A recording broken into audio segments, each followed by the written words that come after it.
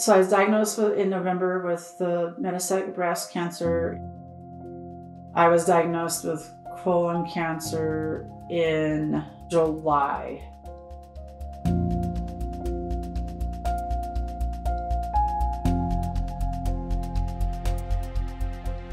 Hi, my name is Sherri Overstreet, and I was diagnosed with metastatic breast cancer back in November of 2022.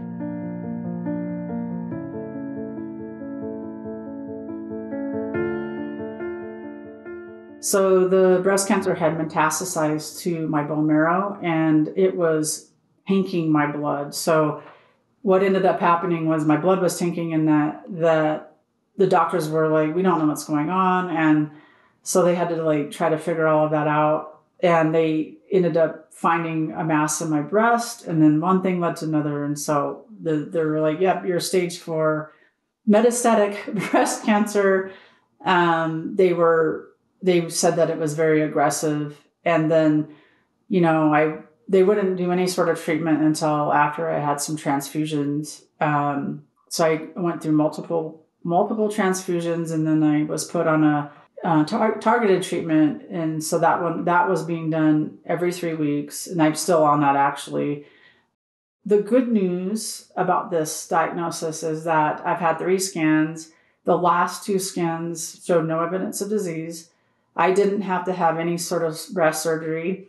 The mass disappeared that was under my right breast, and I had a swollen lymph node also in my armpit that was gone. The last scan was 2 weeks ago. So we're talking about 9 months after diagnosis, which is incredible.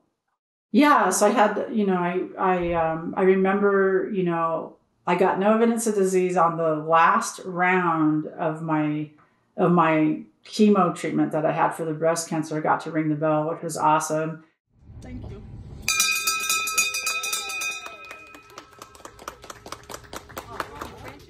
And then, so when I first went into the hospital for the breast cancer, they had tested my stools. They were testing everything.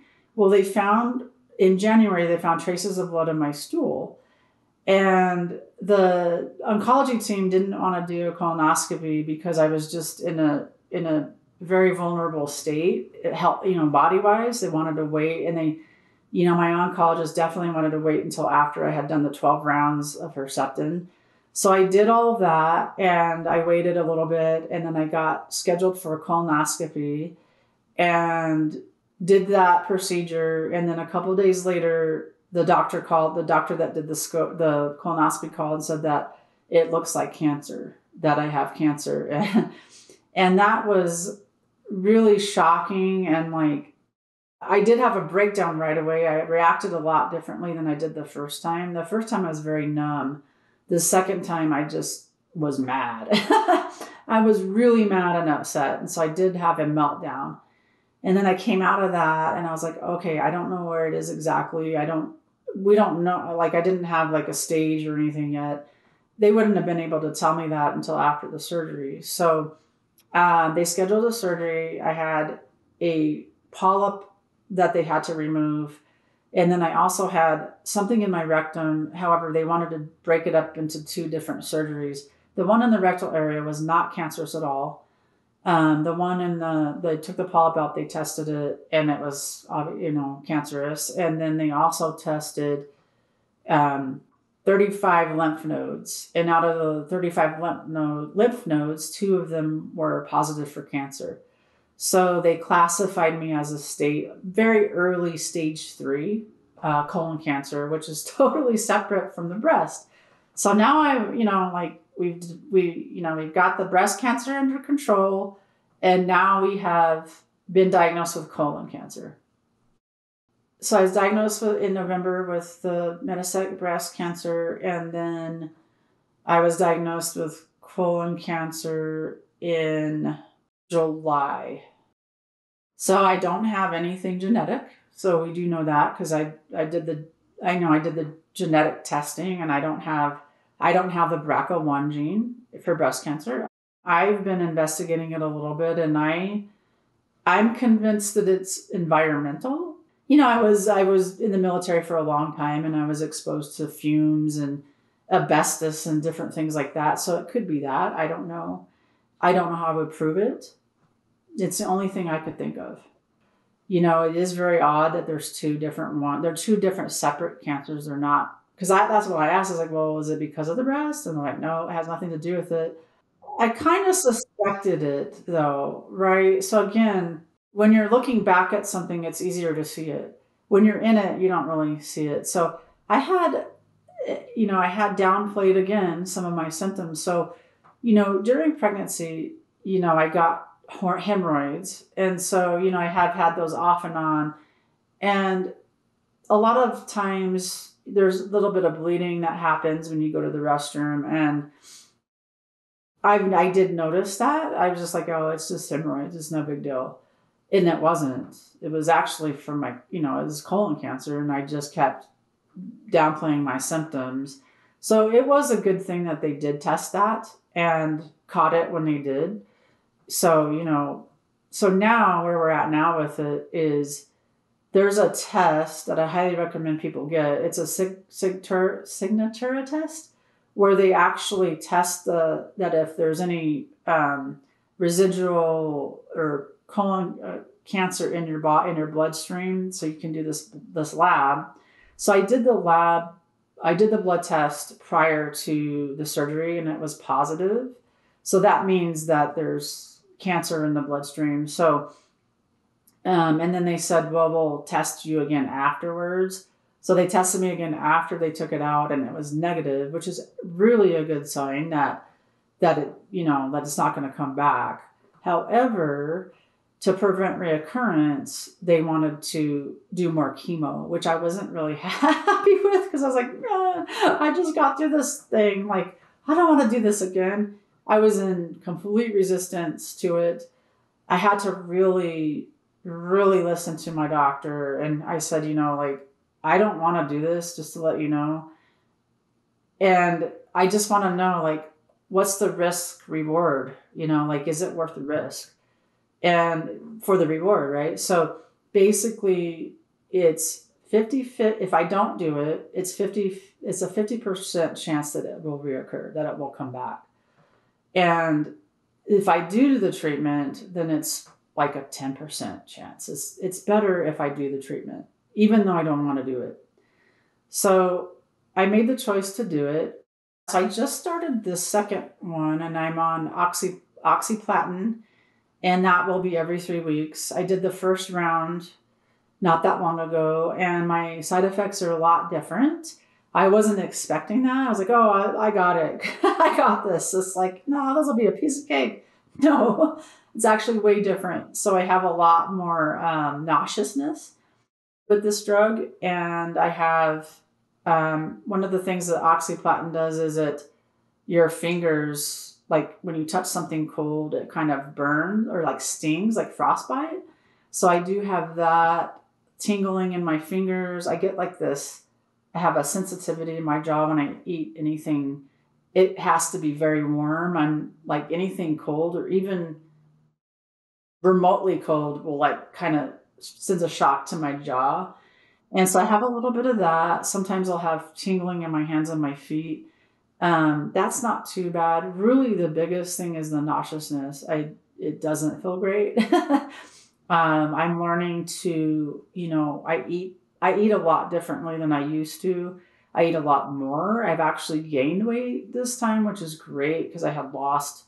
So when I started the breast cancer treatment, I was 145 and I dropped to close to 120. And so when I found out that I needed to go into another round of treatment, I was like, okay, I got to get my weight back up.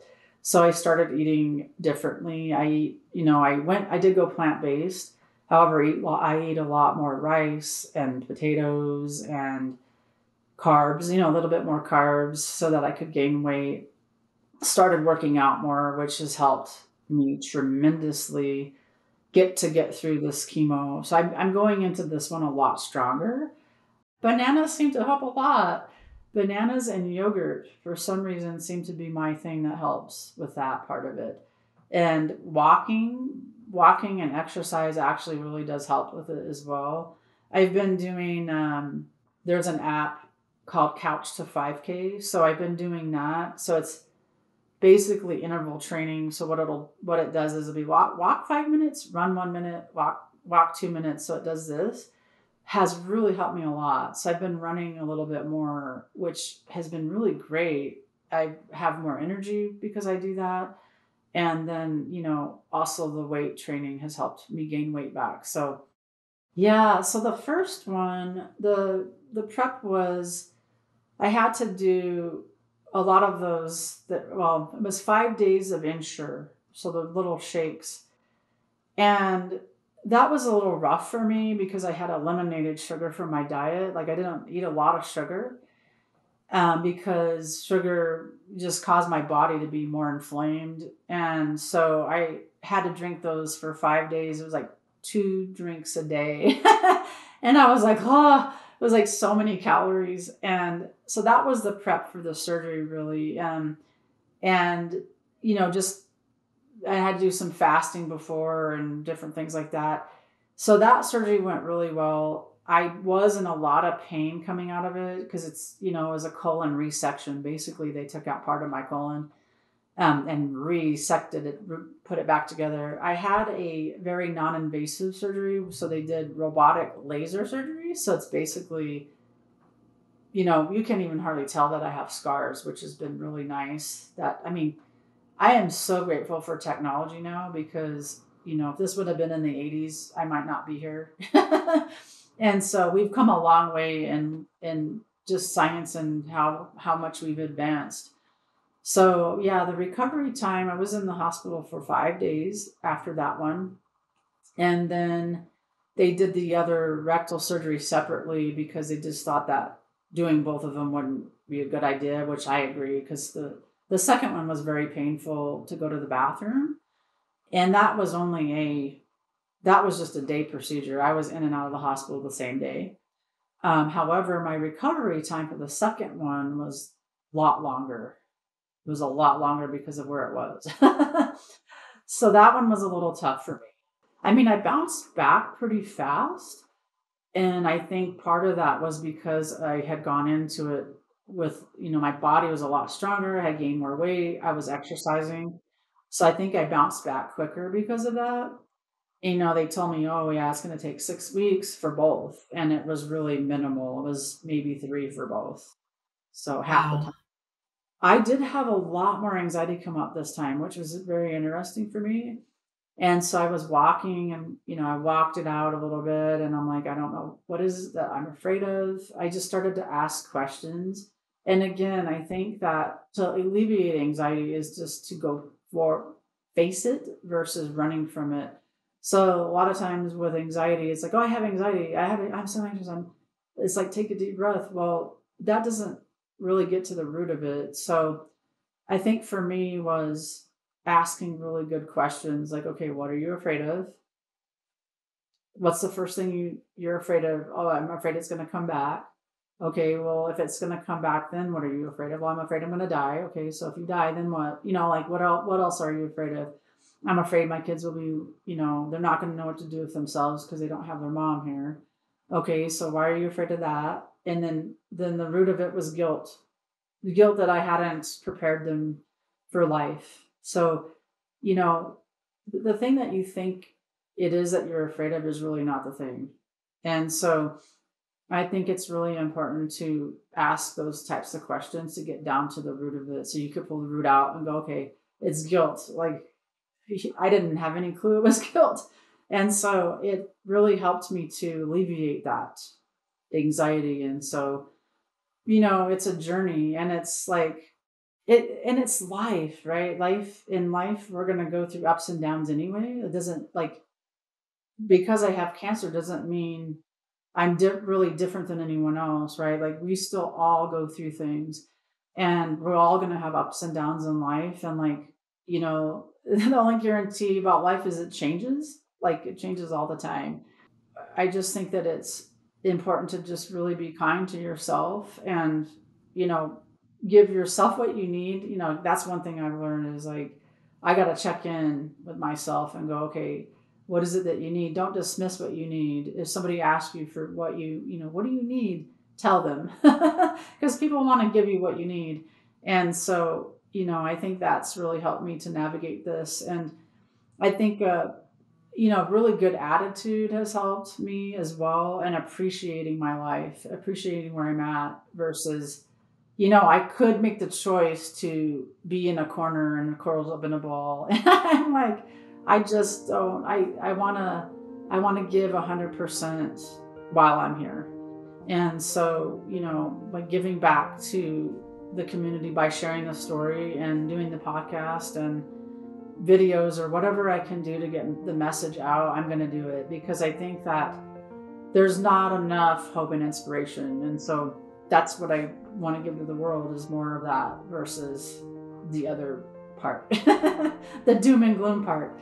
So, I think that if wherever your focus is, like if you're looking at all the train wrecks, that's what you're going to get more of, versus if you look at where's all the miracles happening. I would prefer to see that versus the other part.